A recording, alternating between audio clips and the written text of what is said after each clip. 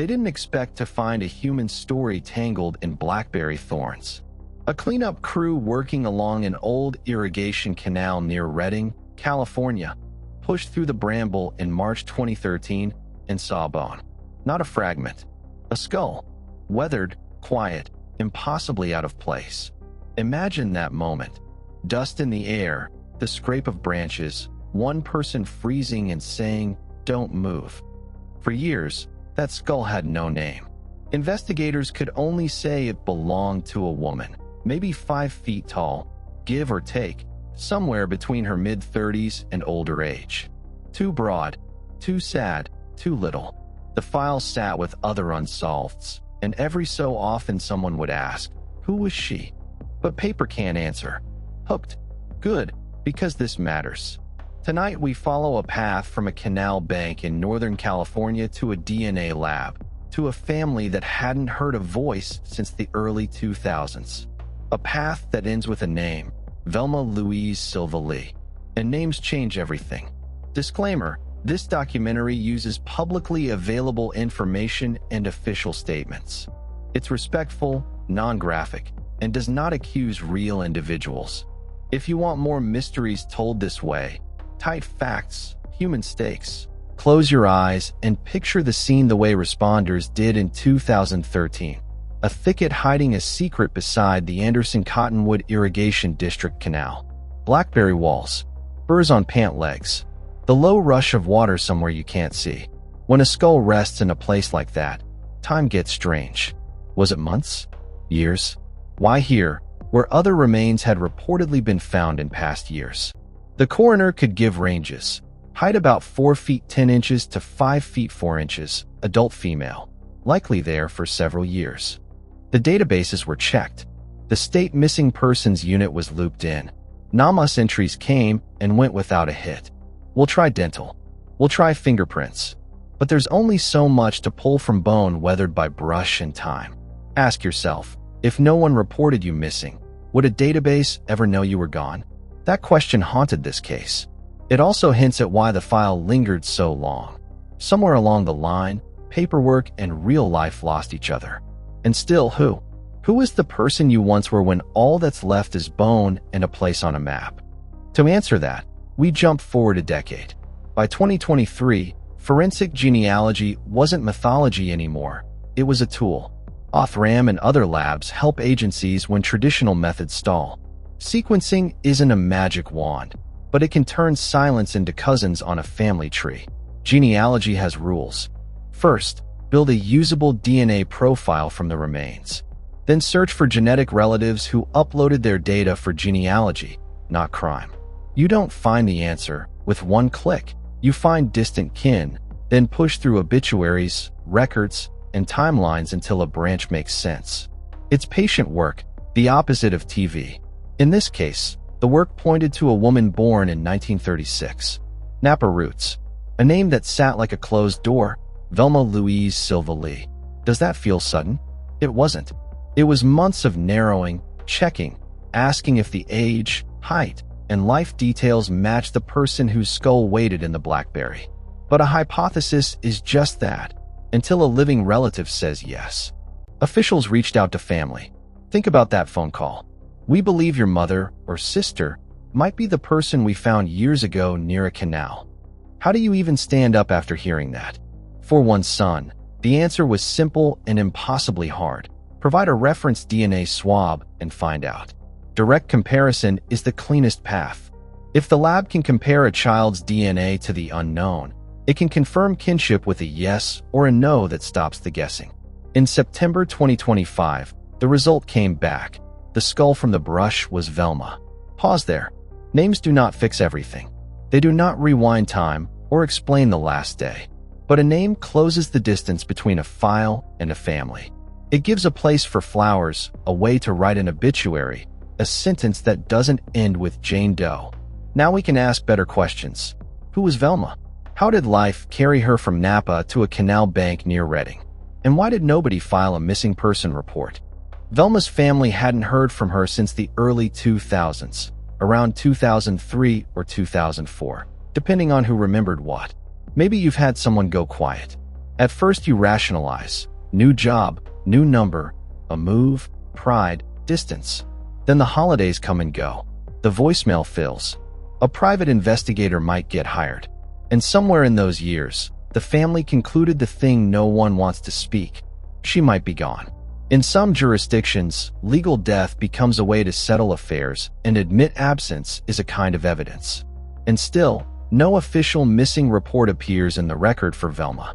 That happens more often than people think. Not everyone fits neatly into systems. Some adults drift. Others disappear inside new relationships, new towns, new names. So what was Velma like? The public record won't tell you hobbies or favorite songs. We know a birth year, 1936, and the geography of a life that began in the Bay Area and ended, somehow, in Shasta County brush. We know nothing about a cause of death. We know that when found, she was alone. That's all. And it is not enough, but it is what we have. So the mind turns to the place. The canal corridor. Blackberry thickets. The sort of edgeland where people walk dogs in daylight and avoid after dark. Could the location itself be the message? Areas like this are chosen because they hide. They buy time. They let weather erase. If you had to abandon someone, you would look for three things: access, cover, and a reason nobody looks there every day. A service road or maintenance track checks two of those boxes.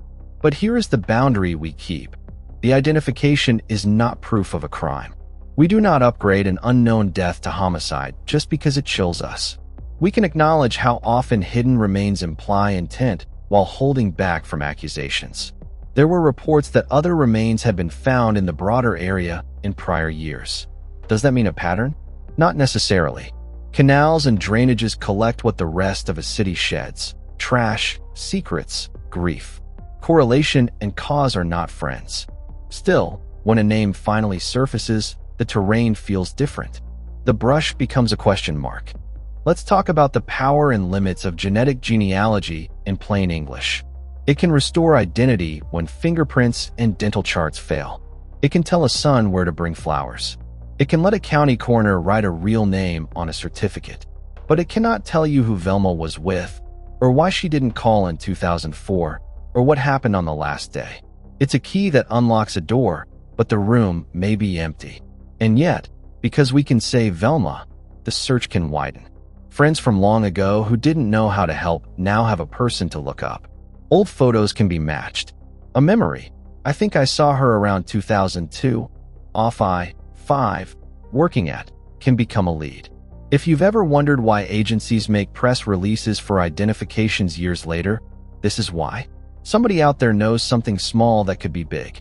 So we ask you, if you knew Velma in the early 2000s, Napa, North Bay, anywhere along the Sacramento Valley, what do you remember?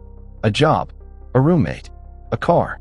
Every map starts with points, not lines. Let's walk the likely last-mile scenarios without turning them into accusations. 1. Migration. Economic and family gravity pull people north and east from the Bay Area all the time. Seasonal work, cheaper rent, a friend with a spare room. 2. Health. A person dealing with illness or dependency can fall off the grid quickly, passing through service deserts where records are thin. 3. Coercion. It exists. Not every adult has practical freedom even if the law says they do. Which of these fits? None perfectly. All possibly. We are left with the canal and the brush and a silence that lasted about a decade before a lab cut it open. And we have that stubborn fact. No missing report on file. Has a system ever failed you because you didn't look like an emergency on paper? That question isn't just for Velma. It's for all the quiet cases. What does justice look like now? It starts with acknowledgement. It continues with questions you ask gently and specifically. And sometimes, justice is just a family being able to say goodbye in the right name. There's another human layer: time. If Velma was born in 1936, she lived through entire eras. War and boom and drought. Payphones and smartphones. People like that collect micro-communities. Clerks who know your face. Neighbors who wave. A bus driver who jokes about your exact stop. Any one of those people could hold the one detail that anchors a timeline.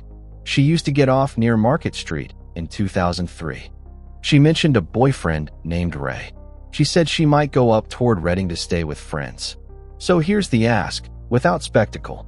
If you recognize Velma Louise Silva Lee, remember the last conversation you had with her. Where was she headed? Who did she mention? Did she talk about work, about moving, about getting away from someone or something? Memory is tricky. Don't be embarrassed by small pieces. Small pieces build bridges. And remember, this is not about hunting a villain for sport. It's about restoring the dignity of a life that mattered, and maybe drawing a line between a place in the brush and a set of choices nobody saw. Why do cases like this resonate? Because they threaten the story we tell ourselves, that if something happened to us, systems would catch us. We'd be missed on paper. We'd light up databases. Someone would punch in our name and a red banner would appear. But lives get messy. People move across county lines. IDs expire. Families fracture. Not everyone gets a banner. The good news is that technology now gives lost people a second try at being found. It is both scientific, sequencing, reference swabs, kinship inference, and stubborn phone calls to relatives who barely remember a name from decades ago. You can't automate care. People still have to sit down with grief and say yes to a swab. So when we say the lab solved the identification in September 2025, we're honoring a chain. The crew who stopped when they saw bone. The deputy who didn't quit the paperwork. The analyst who coaxed a profile out of weathered remains. The family who answered the phone. That chain is the opposite of forgetting. What happens next? Officially, notification, documentation, and, in some cases, re-examination of the scene knowledge with a name attached. Unofficially, the ripples start. An old friend searches photo boxes and finds a picture from 1999. Someone in a church group remembers Velma, the woman who always brought extra napkins. A cousin says, "I think she mentioned Reading once." If you're close to the area, Reading, Anderson, Cottonwood, the Canal Corridor, think about 2010 to 2013. Did you see a camp tucked into blackberry bushes? Did anyone park where people don't usually park, late at night, headlights briefly off? Did a jacket or a pair of shoes appear along a service path and then vanish? These are not sensational questions. They're the kind that close circles. And if your only contribution is this, "I will say her name out loud when I think of her," that counts. Because once a person, zoom out with me for a moment. California is full of edgelands, canals, levees, floodplains, embankments. They're designed for water, not for people, and so they become places where human stories go quiet. Crews mow, crews clean, and sometimes crews find what no one wanted to see. If you're wondering why we keep hearing about remains near canals, this is part of the answer. Geography chooses secrets. But there's a counter story too. Those same edgelands are where persistence wins. Someone called this in. Someone bagged and labeled. Someone stored carefully enough that, a decade later, DNA could still be coaxed out. If you've ever doubted the value of routine work, remember this case.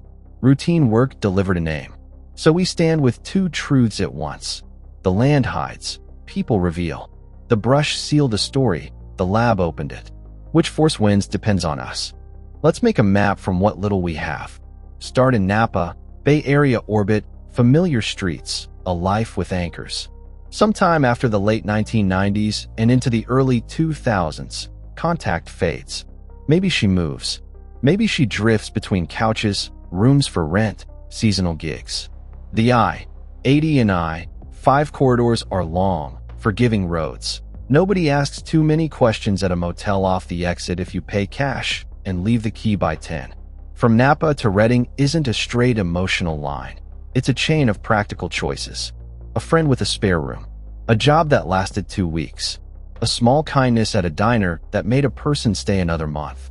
If you want a theory that fits human life more than TV drama, this is it. People follow gravity until gravity changes. And then, one night, the blackberry thicket becomes the wrong kind of shelter. What came before that night? What argument? What exhaustion? What bad luck? We don't know. We only know where the time stopped counting. Ethics matters here. Genetic genealogy is powerful. It rescues names. It comforts families. But it also asks for trust. Trust that labs handle data carefully. Trust that agencies use identifications to heal, not to sensationalize. When you talk about a case like Velma's online, remember there are people listening who carry that name in their bones. Choose reverence over ratings. Here's a simple rule for viewers and creators. Separate identity from culpability. A confirmed ID answers who, not how, or why, or who else. When you feel the urge to fill the silence with villains, resist. Ask better questions instead. What record should we search next? Which neighborhoods should we canvass again? Is there a church bulletin, a clinic intake, a shelter log that places Velma on a specific date? Responsible curiosity closes cases. Reckless curiosity hurts people. We don't need more hurt. If you knew Velma, your detail may be small: a bus route, a favorite bench, a story about a grandson, a waitress who always refilled her cup. That's how timelines are built, by repeating the tiny things until they line up. If you have something verifiable, contact local law enforcement first. Then, if you wish, share the public piece here so others can connect the dots. And if you're watching because you love true crime but you're tired of noise, stay. This channel will keep doing source-based work, letting the science and the families lead. Not because it's trendy, because it's right. Say her name with me: Velma Louise Silva Lee. A person before a case. A life before a file. A name before a theory. That order matters. So we end where we began, with thorns, water, and a skull that waited too long. Only now we can say it right. Velma Louise Silva Lee, born 1936. A mother, a sister, a life that moved through California's valleys and stopped, for reasons we don't yet know, in a narrow strip of cover by an old canal. The science gave us the door, the rest is on us. What do you think the last mall looked like? If a person is not reported missing, what safeguards do we owe each other? And if a place collects quiet tragedies, do we redesign the place? Or just promise to look harder next time? If this story moved you, subscribe for more respectful, source-based true crime. Leave your theory below. Keep it factual, keep it kind. When we restore a name, we don't just solve a case. We close a circle. Tonight, that circle has a name. Good night, Velma.